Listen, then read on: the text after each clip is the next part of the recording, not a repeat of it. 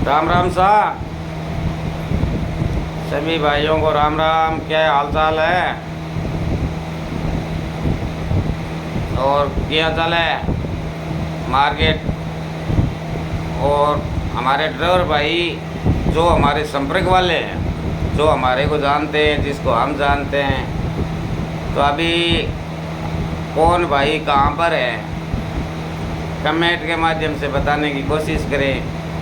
और जहाँ पर आप खड़े हो वहाँ बरसात कैसी है, माहौल कैसा है, रास्ता कैसा है?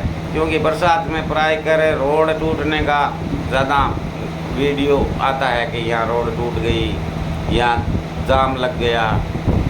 और एक जानकारी ये मुझे देना कि बिहार के अंदर जो सम्राट चौधरी मुख्यमंत्री बने थे, सम्राट चौधरी की सरकार आने के बाद बिहार में क्या क्या बदलाव गाड़ी लाइन में हुआ है, गाड़ी वालों के लिए हुआ है, फ़ायदा या नुकसान, दोनों बताना। और बिहार का जो बॉर्डर है, जैसे मोहनिया बॉर्डर एक, डोभी बॉर्डर दो, और ये हो गया आपका गोपालगंज बॉर्डर, दालकोला बॉर्डर, पानी टंकी बॉर्डर। यहाँ पर आपके क्या पहले परेशानी आती थी और अब क्या परेशानी आती है, या कोई पहले वाली परेशानी ख़त्म हुई है या परेशानी बढ़ी है, बिहार का बताना आप। उसके बाद में बताना बंगाल का कि ममता सरकार और भाजपा सरकार, इन दोनों में क्या फ़र्क आया है। कुछ गाड़ी लाइन में भाजपा सरकार बंगाल में आने से कोई फ़ायदा गाड़ी वालों का हो रहा है या नहीं हो रहा है, या सेम कहानी है, या सिर्फ भाजपा वाले बोलते ही है या कुछ करते हैं? आप बताओगे कमेंट के माध्यम से, तब हमारे को मालूम चलेगा।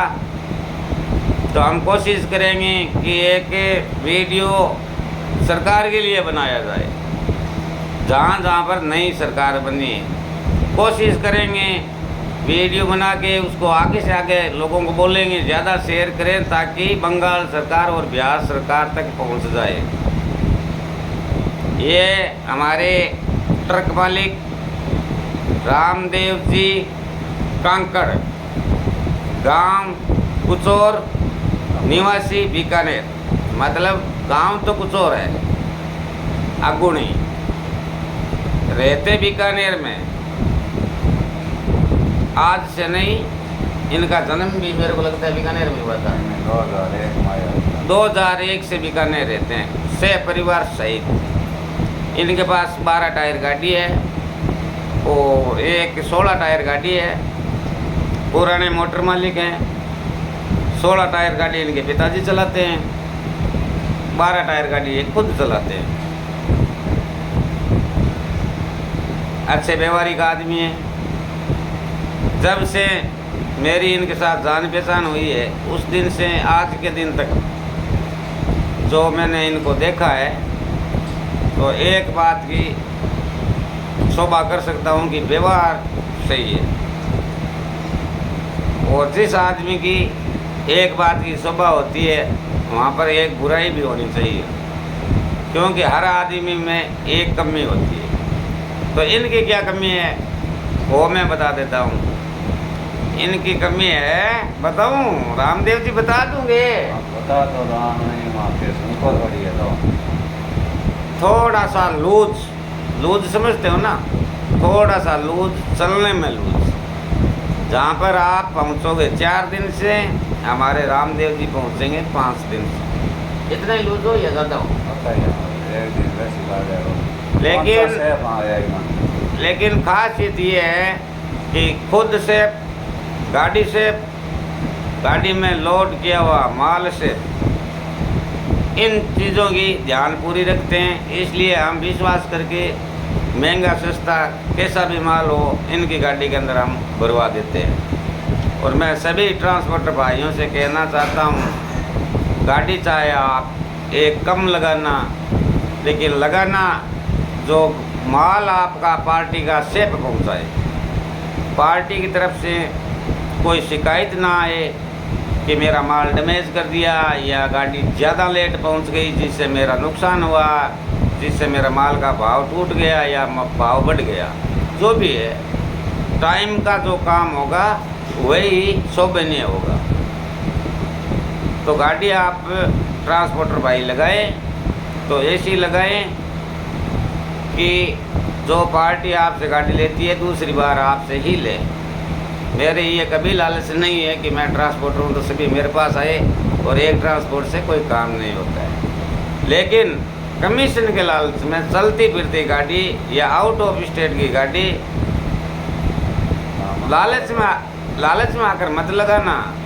कई लोग ऐसे सोचते हैं, अब उनको या तो आप नए ट्रांसपोर्टर समझो या ज़्यादा लालची समझो कि आउट ऑफ स्टेट की गाड़ी होती है तो कमीशन के लालच में गाड़ी लगा देते हैं। उसका कमीशन वैसे कमीशन नहीं, उसमें कई तरह का कमीशन होता है। बाहर की गाड़ी होती है उसमें बिल्टी ऊपर नीचे कर देते हैं, क्योंकि यहाँ की हमारे बीकानेर की गाड़ी है, उनकी तो जल्दी से कोई करेगा नहीं ऊपर, और करेगा गाड़ी वाले को मालूम चल गया तो फिर बीकानेर का मोटर मालिक तो बदला ले लेगा।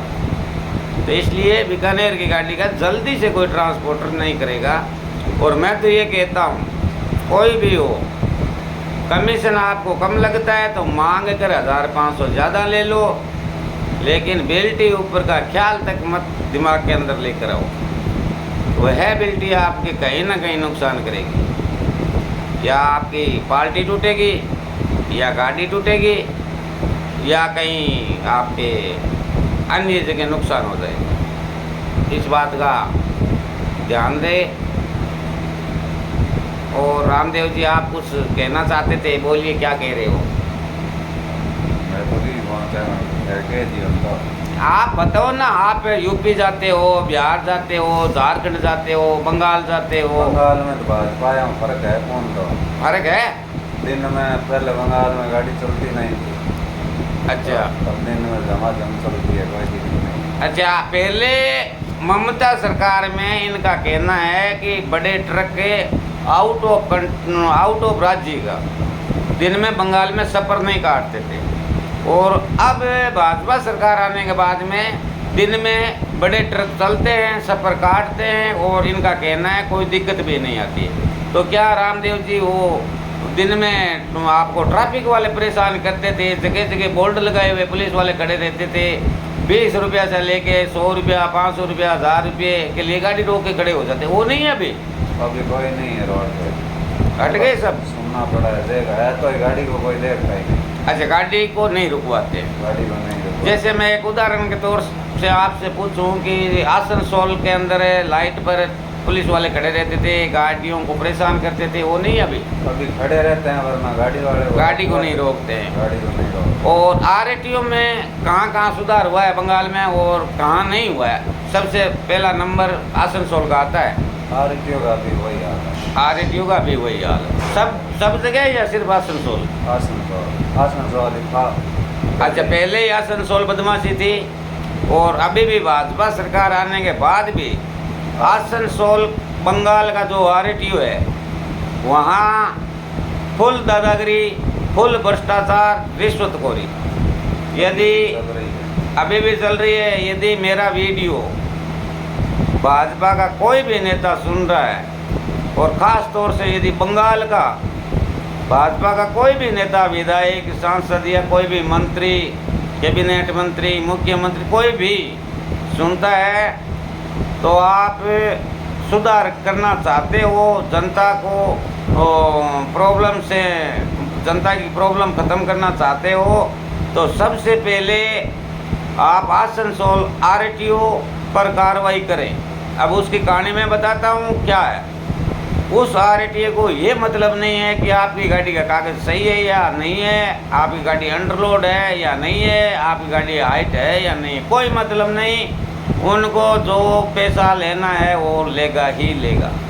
और उसका सिस्टम ये है कि वहाँ आसनसोल सिरकुंडा बॉर्डर पे दलाल छोड़ रखे हैं, एजेंट छोड़ रखे हैं, और उस एजेंट के माध्यम से ट्रक ड्राइवर ने एंट्री करवा ली, 1500, 2000, 3000 जो भी उनका है सिस्टम।